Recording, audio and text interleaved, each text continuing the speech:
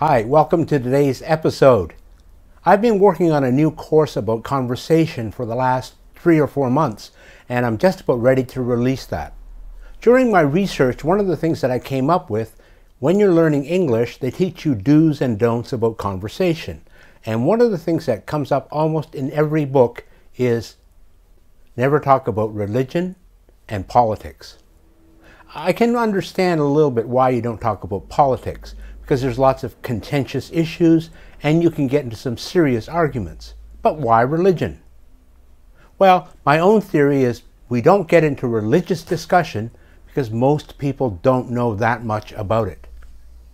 Well, this year, January 20th is World Religion Day, and it gives us a chance to think about and talk about and create dialogue between religions.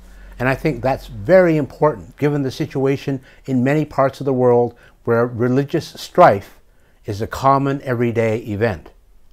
So today's video is to broaden your mind, broaden your thinking about a subject that maybe you don't think too much about, religion. Today's video is about World Religion Day. World Religion Day. World Religion Day began in the United States. It was initiated by the Baha'is in 1950, but it has since been adopted and recognized internationally. Several countries have issued stamps, including Sri Lanka, Congo, and Canada. In our modern world, literacy is very important. But there are many types of literacy. Basic literacy, emotional literacy, computer technology literacy, and there's even religious literacy. And religious literacy is very important if we want to create more understanding in our modern world today. Here's a short quiz, just 13 questions.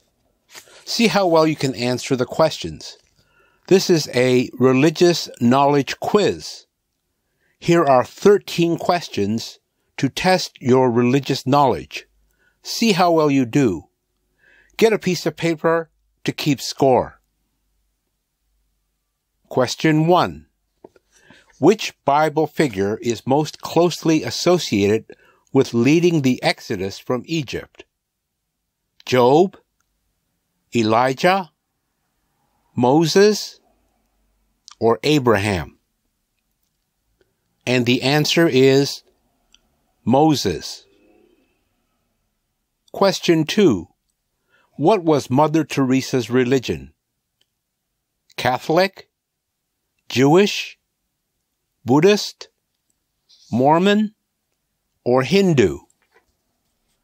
Mother Teresa was a Catholic. Question 3. Which of the following is not one of the 10 Commandments? Do not commit adultery. Do unto others as you would have them do unto you. Do not steal. Keep the Sabbath holy. And the answer is, do unto others as you would have them do unto you. Question 4. When does the Jewish Sabbath begin? Friday, Saturday, or Sunday? The Jewish Sabbath begins on Friday. Question number 5. What is Ramadan? The Hindu festival of lights, a Jewish day of atonement, the Islamic holy month.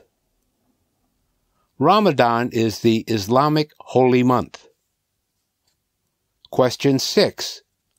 Which of the following best describes the Catholic teaching about the bread and wine used for communion? The bread and wine actually become the body and blood of Jesus Christ, or the bread and wine are symbols of the body and blood of Jesus Christ. The Catholic teaching is the bread and wine actually become the body and blood of Jesus Christ. Question number 7. In which religion are Vishnu and Shiva central figures? Islam, Hinduism, or Taoism? The answer is Hinduism. Question 8. Which Bible figure is most closely associated with remaining obedient to God despite suffering? Job, Elijah, Moses, or Abraham? The answer is Job. Question 9. What was Joseph Smith's religion? Catholic, Jewish, Buddhist, Mormon, or Hindu? Joseph Smith was a Mormon. In fact, he was the founder of the Mormon Church. Question 10. What religion do most people in Pakistan consider themselves? Buddhist, Hindu, Muslim, or Christian? People in Pakistan consider themselves Muslim. Question 11. What was the name of the person whose writings and actions inspired the Protestant Reformation? Martin Luther, Thomas Aquinas, or John Wesley? The Protestant Reformation was closely associated with Martin Luther. Question 12. Which of these religions aims at nirvana, the state of being free from suffering? Islam, Buddhism, or Hinduism? Nirvana is mentioned in Buddhism. Question 13. Which one of these preachers participated in the period of religious activity known as the First Great Awakening? Jonathan Edwards, Charles Finney, or Billy Graham? And the answer is Jonathan Edwards. So add up your score and see how well you did out of 13 questions. The purpose of World Religion Day is interfaith discourse. If it is to contribute meaningfully to healing the ills that afflict a desperate humanity, must now address honestly the implications of the overarching truth that God is one, and that beyond all diversity of cultural expression and human interpretation, religion is likewise one. Religion. The word religion itself, in English, comes from the Latin word legare, which means to join or link, classically understood to mean the linking of human and divine. And there are similarities in all religions. Earlier we mentioned the Golden Rule. All the major religions have the same idea. My friend Jeff Strife designed this poster with the Golden Rule. In Buddhism, it is said, "Hurt not others in ways that you yourself would find hurtful." In Hinduism, this is the sum of duty. Do not unto others which would cause you pain if done to you. In Judaism, what is hateful to you, do not to your fellow man. That is the entire law. All the rest is commentary. And in Christianity, do unto others what you would have them do unto you.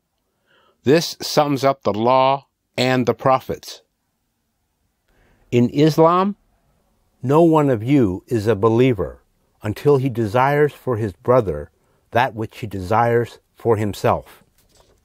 And in the Baha'i faith, and if thine eyes be turned towards justice, choose thou for thy neighbor that which thou choosest for thyself. World Religion Day is a time to celebrate religious diversity, to remember that the fundamental purpose of religion is to join us, unite us, bring us together as one human family. One of the reasons for learning English is so we can communicate with more members of the human family.